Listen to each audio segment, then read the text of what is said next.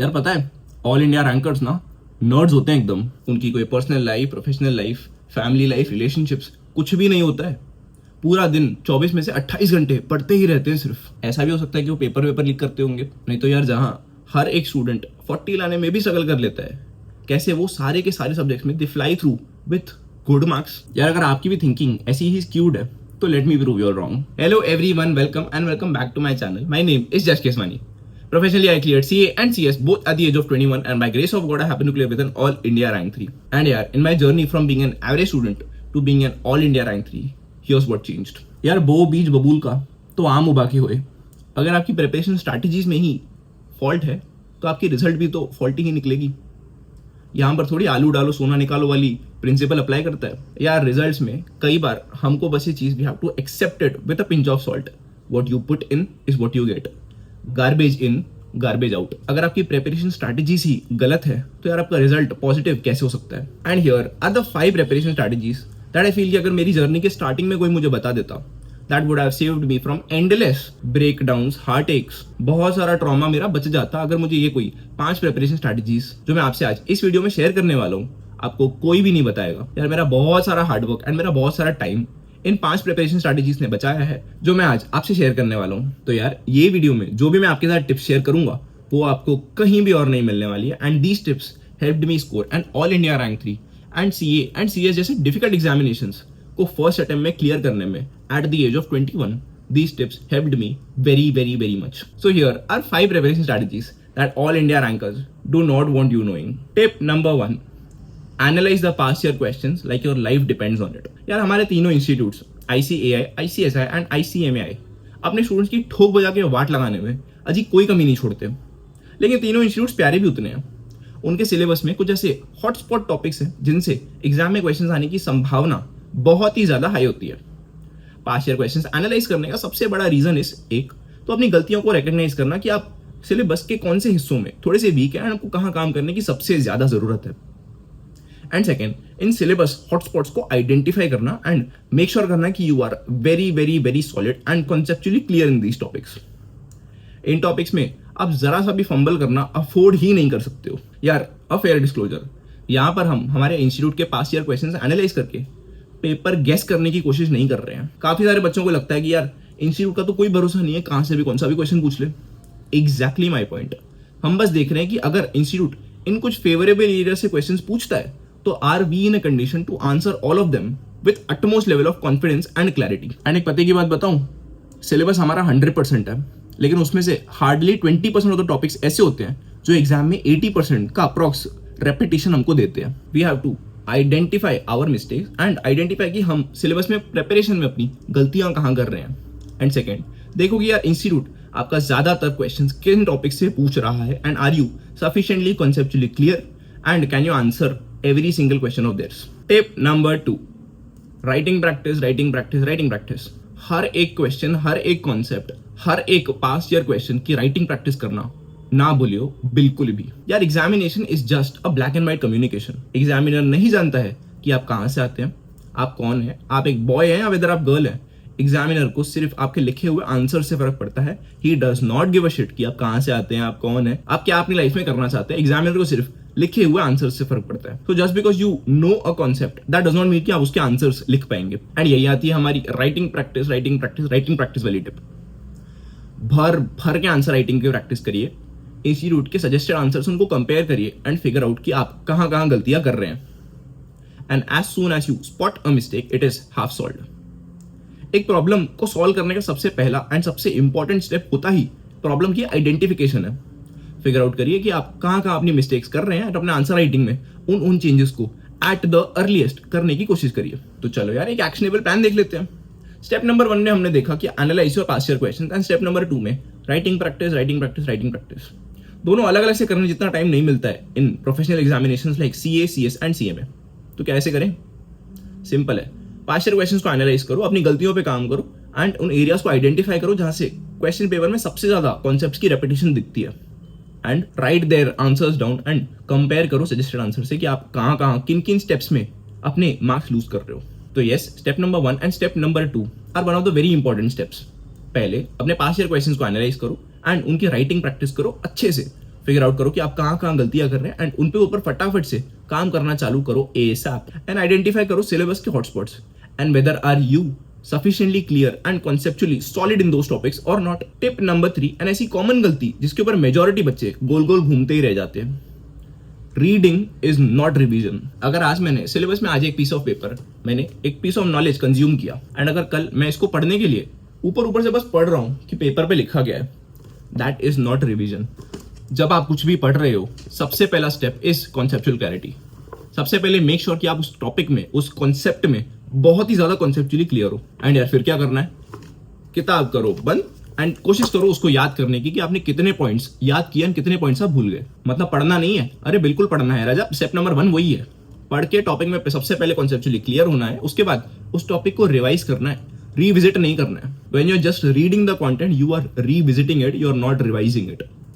अपने दिमाग से फितूर निकाल दीजिए कि आप अगर एक कंटेंट पढ़ रहे हैं तो आप उसको रिवाइज कर रहे हैं, आप उसको बस रीविजिट कर रहे हैं. तो यार क्या है रिवीजन करने की ऑप्टिमल स्ट्रैटेजी? सबसे पहले जब भी आप कोई नया पीस ऑफ कंटेंट पढ़ते हैं, उसके अंदर कॉन्सेप्चुअली क्लियर होने की एट द अर्लीस्ट कोशिश करिए. स्टेप नंबर 2, अपनी किताबों को करिए बंद एंड उस कंटेंट को एक पीस ऑफ पेपर पे उतारने की कोशिश करिए. जितने पॉइंट्स आप मिस आउट कर रहे हैं, वही पॉइंट आपको एग्जामिनेशन में सबसे ज्यादा दिक्कत देने वाले हैं. तो यार करना क्या है, अजी वेरी सिंपल. सबसे पहले एक पीस ऑफ कंटेंट को पढ़ो, उसमें कॉन्सेप्चुअली क्लियर होने की सबसे एट द अर्लीस्ट कोशिश करो. कॉन्सेप्चुअल क्लैरिटी से भागो मत. सेकंड, एंड अपने बुक्स बंद करके उसको रिकलेक्ट करने की कोशिश करो, बिकॉज एग्जामिनेशन में ये रीडिंग काम नहीं आएगी, recollection of the concepts and the information काम आएगा. एग्जामिनेशन में आपकी रीडिंग स्किल्स इतना ज्यादा काम नहीं आते. 90% काम आपके रिकलेक्शन की स्किल्स पे होता है. तो डे 1 से उन पे काम करने की आदत डाल लो. Tip number 4, repetition repetition repetition. जिस चीज को आप दोबारा से बार बार 1000 बार प्रैक्टिस नहीं करेंगे, you are bound to forget that in the long run. एक पीस ऑफ इंफॉर्मेशन को अपने शॉर्ट टर्म मेमोरी से लॉन्ग टर्म मेमोरी तक ट्रांसफर करने का सिर्फ एक ही तरीका है, that is repetition repetition and repetition. जिन भी टॉपिक्स को हमने स्टेप नंबर 1 में आइडेंटिफाई किया, स्टेप नंबर 2 में उनकी राइटिंग प्रैक्टिस करी एंड स्टेप नंबर 3 में उनको बार बार रिकलेक्ट किया. इस चीज को अपनी हैबिट बना लो कि आप हर एक कॉन्सेप्ट, हर एक क्वेश्चन, हर एक PYQ में ये सारी चीजें करने की कोशिश करो. अपनी मिस्टेक्स पे काम करो एंड उनको बार बार देखते रहो, उनको बार बार रिकलेक्ट करते रहो, ताकि आपका mind in the long run उन कॉन्सेप्ट्स को भूल ना जाए. जितने भी बच्चों को ये दिक्कत होती है कि यार भैया हमको कॉन्सेप्ट समझ में भी आया, हमने राइटिंग प्रैक्टिस भी कर ली, हमने PYQ सॉल्व भी किए, लेकिन एग्जामिनेशन स्ट्रेस में बैठकर हम वो टॉपिक भूल गए. उसका प्रॉब्लम सिर्फ इतना है कि या तो आप उसको सही से रिवाइज नहीं कर रहे हैं, आप उसको रिविजिट कर रहे हैं, या तो you are not repetitively revising it. Problem बस यही दो हो सकती है कि या तो आप उसको सही से रिवाइज नहीं कर रहे, या तो आप उसको सही से एट फ्रीक्वेंट ड्यूरेशंस रिवाइज नहीं कर रहे. प्रॉब्लम यही दो है. अपनी प्रॉब्लम को आइडेंटिफाई करिए एंड एट द अर्लीस्ट इस प्रॉब्लम पे काम करिए. Tip number 5 and the most important tip, your confidence decides what you score. यार since all my life I was an average student before entering CA and CS जैसे difficult professional examinations. आप पिछले कुछ सालों की एवरेज पासिंग परसेंटेजेस भी देख लें, they are ranging between 5 to 15%. मतलब एग्जामिनेशन में बैठने वाले 85 से लेकर 95 बच्चे come back with a negative result. A lot of my relatives were constantly shitting कि बेटा वो शर्मा जी का बेटा, वो गिरधारी अंकल का बेटा, वो त्यागी अंकल का बेटा, वो मिश्रा जी की बेटी तो पिछले ऑलमोस्ट 7, 8, 9, 10 सालों से लगे हुए हैं. What makes you think कि you are special? But my answer to that question was always, I know I am special. Your confidence builds who you are. You do not get what you wish for, you get what you work for. And confidence comes from preparation. Confidence का base preparation है. अगर आपका base solid है तो यार confidence आ ही जाएगा. लेकिन यार इस सिक्के का एक दूसरा पहलू भी है. I have seen countless students who had a very good hold over the syllabus, जिन्होंने बहुत अच्छे से प्रिपरेशन की थी, writing practice everything was sorted, उन्होंने मॉक टेस्ट पेपर भी दिए थे, लेकिन एग्जाम में जाके उनकी दाल नहीं गली because they lacked one of the most important skills, confidence. जब तक आप अपनी एबिलिटीज में कॉन्फिडेंट नहीं रहेंगे यार, इन प्रोफेशनल एग्जामिनेशंस को सक्सेसफुली क्लियर करना तो भूल जाओ. आपका कॉन्फिडेंस एंड आपकी डिटर्मिनेशन इन प्रोफेशनल एग्जामिनेशंस में at multiple levels at multiple times test होंगी बहुत ही बेरहमी से. ICAI, ICSI एंड ICMAI कोई कसर नहीं छोड़ते अपने स्टूडेंट्स की ठोक बजा के वाट लगाने में. एंड ये कॉन्फिडेंस बिल्डिंग में the most important tool is mock test papers. अगर आप एग्जामिनेशन हॉल के अंदर कॉन्फिडेंट फील करना चाहते हैं, the only solution to that is उन सर्कमस्टांसेस को अपने घर के स्टडी टेबल पर रेप्लिकेट करो। जितने हो सके उतने मॉक टेस्ट पेपर लिख के with a proper timer in front of you, आधे आधे नहीं, पूरे मॉक टेस्ट पेपर एक साथ सॉल्व करके। अपने आप से झूठ बोलने की जरूरत नहीं है, ईमानदारी से बताओ कितने लोगों ने कितने मॉक टेस्ट पेपर अब तक सॉल्व किए हैं। You need at minimum 3 to 4 mock test papers to successfully glaze through the examinations. अब तक आपने कितने सॉल्व किए हैं? एंड अगर नहीं किए हैं तो ये इंपॉर्टेंट टिप को आपने जरा सा भी इग्नोर नहीं करना है। यार मैं तो 2 टाइप के बच्चे देखता हूँ। पहले तो वो महाज्ञानी जो अजी मॉक टेस्ट पेपर लिखते ही नहीं है, उनको लगता है कि वो एग्जामिनेशन सेंटर में जाके ही झंडे गाड़ लेंगे। All the best to you.